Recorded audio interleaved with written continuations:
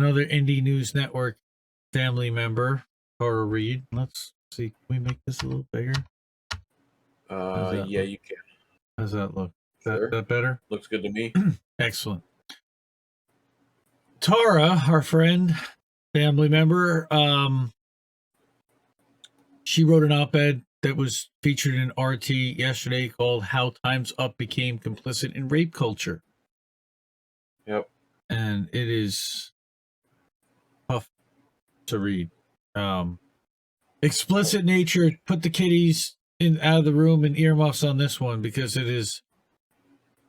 it talks about how Time's Up Legal Defense Fund has been covering for the rich and powerful and was created with good intents, but ended up not. So Tara writes that the recent firing of most of Time's Up 25 staff members does not address the larger problem systemic to an organization that is top-heavy with power and pay. In fact, several staff members spoke critically about the treatment of survivors. Yeah. I mean, Time's Up isn't that exactly what it was designed for? It's clear that it has been the leadership that has created the toxic approach to this mission. This was even evidenced in the staff's firing. Their fate had already been reported before many of them even had a chance to tell their families. Ouch. So again, what it's looking at is the rich and powerful. Specifically, Tara, I know, singles out Tina Shen, who was the CEO. Here she names Time's Up Legal Defense Fund and public relations firm SKD Knickerbocker, with some help from the Women's Law Center, became complicit in covering up sexual misconduct rather than providing the resources and services they were meant to. And here are the names: Tina Chen, Roberta Kaplan, Anita Dunn, Hillary Rosen, and others created the firewall for elites by cross-pollinating themselves on the related boards and running these organizations. And celebrity donors funded the Time's Up warehouse of corruption to catch and kill sexual misconduct allegations for the most powerful elites in America. This is how the Weinstein story got killed. This is how smears and people like Eliza Dushku, who recently came out and talked about an episode on the show Bull, or of course famously Rose McGowan, over years have been shut out, and now we find out that it's organizations like Time's Up that are actually supposed to be advocating, except that Time's Up colluded with Andrew Cuomo's office to not just silence but also discredit survivors of his harassment, which has now come out that he's absolutely done. It was also revealed that similar tactics were used in Tara's case, and this led to the leadership of Time's Up resigning in disgrace. That's Tina.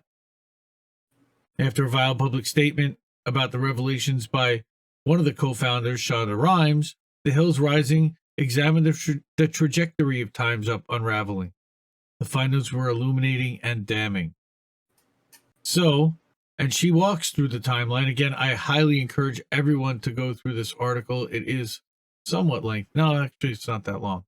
So, January 2020, she stepped up into the web of deceit that Tina Chen and Anita Dunn had put out.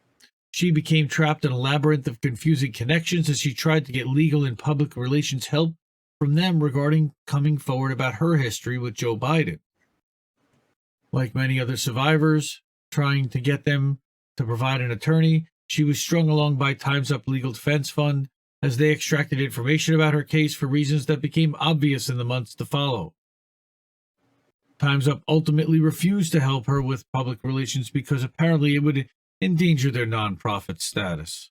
This was subsequently found to be untrue. What was true? Anita Dunn was already working as an advisor to the Joe Biden presidential campaign.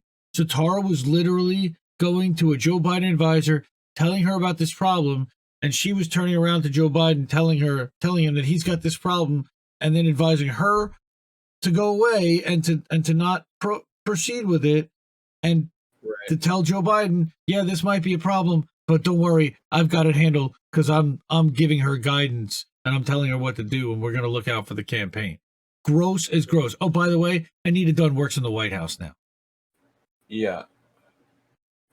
No one ever told her at any of the meetings about the clear conflict of interest of Dunn working for Biden. She found out through the media.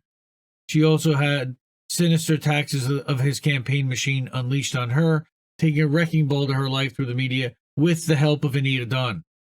Terrible. Yeah. Okay, as the Time's Up false front for the elites collapses, will the misdeeds of some of these powerful men they protected be exposed? Cuomo resigned, but still talks about a return to politics. Biden has never even been investigated, and the other survivor whistleblower cases have been left in disarray. Ah, man. This woman needs a break. This woman needs support.